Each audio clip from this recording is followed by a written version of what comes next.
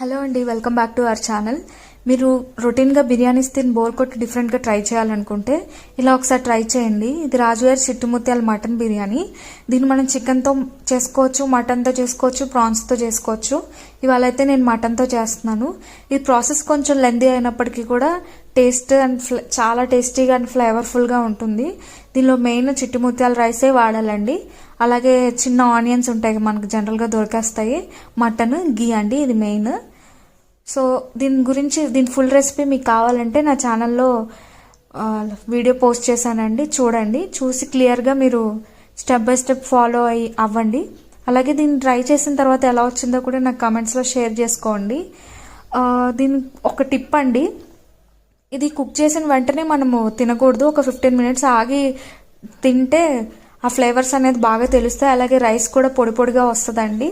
So thank you for watching.